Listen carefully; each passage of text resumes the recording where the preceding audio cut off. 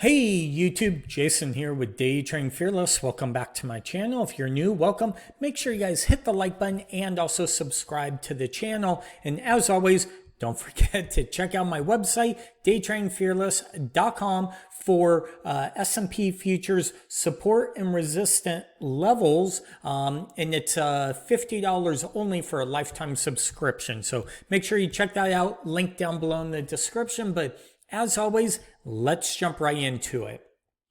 So today we're going to be talking about the option basics, okay? So let's go over here to do the little presentation, okay? Basics of how an option works, okay? So right now we're going to do a little story time. Okay, and it's essentially I'm going to walk you through a story. So hopefully this will click of exactly how the overall options work and what they are and things like that. So let's jump right into it. Here's a quick basic story of how an option works in simple terms.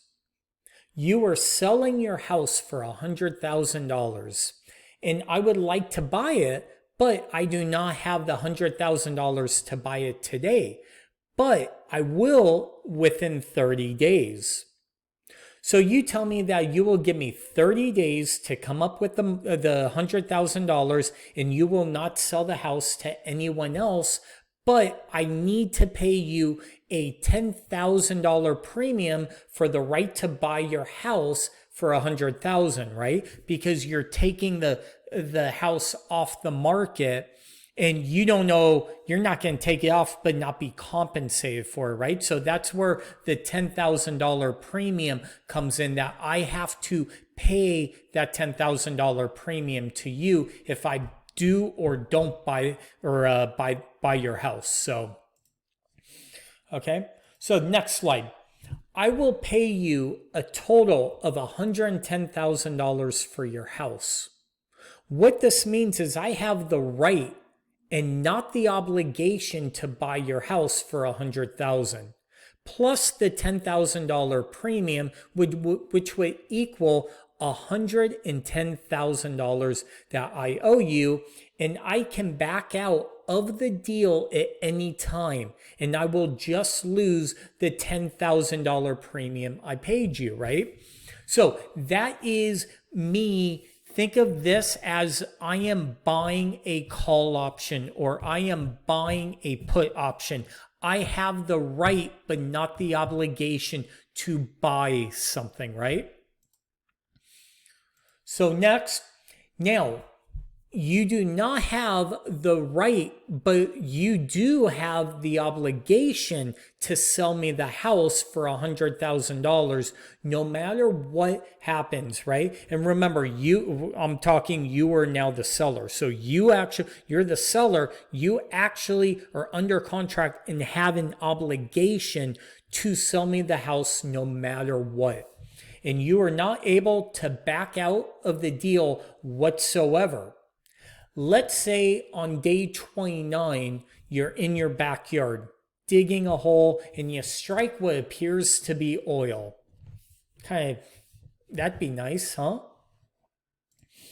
You start jumping up and down thinking you're so rich and that you just struck oil. Maybe you're going to be moving to Beverly Hills with the Beverly Hillbillies, right?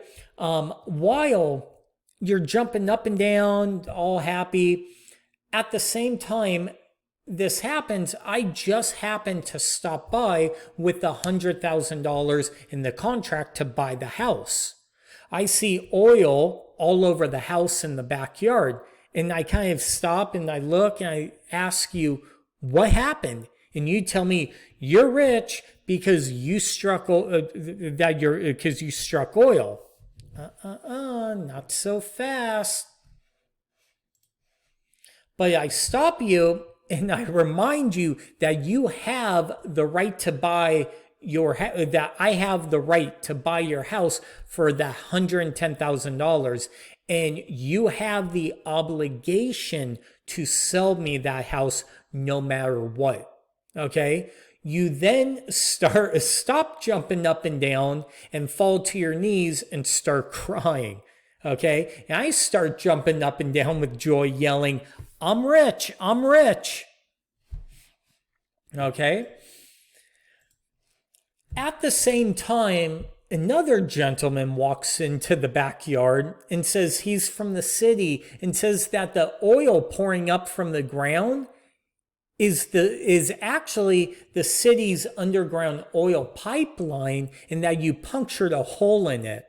At that time, I tell you to kind of keep the $10,000 premium I paid you, and I walk away from the deal, and I take a $10,000 loss, and you now have a house that's full of oil that's not your oil, that you now have to pay to fix the underground oil pipeline that you struck, okay? And you're going to have a big bill and all that. So hopefully my $10,000 will help it a little bit, but that's essentially what's going on there, right?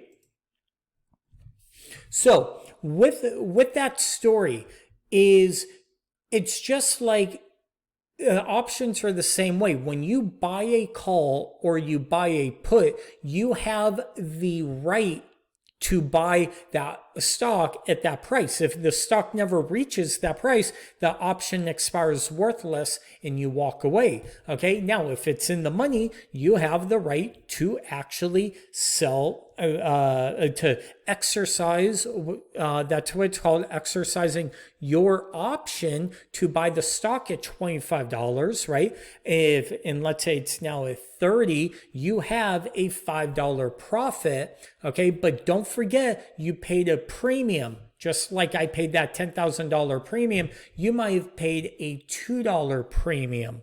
So your break even would be 27. So you would make the difference between 27 to 30, which would be $300, right? But now you can either close out the option and move on to the next trade, or you could say, hey, I really like the stock. I think it's going to keep going higher. And you go, no, I want those 300 shares. And because I'm obligated, because I'm on the other side of that contract, I'm obligated to give you those 300 shares, and I am guaranteed that $300 loss. So that is kind of the basics of how an option works. I hope this video kind of really helps you kind of understand it in a very clean, basic way of how buying calls, buying puts work, that when you're obligated versus when you are actually not obligated to buy or sell an option. So as always, thank you for watching my videos, and until my next video, we'll talk to you soon.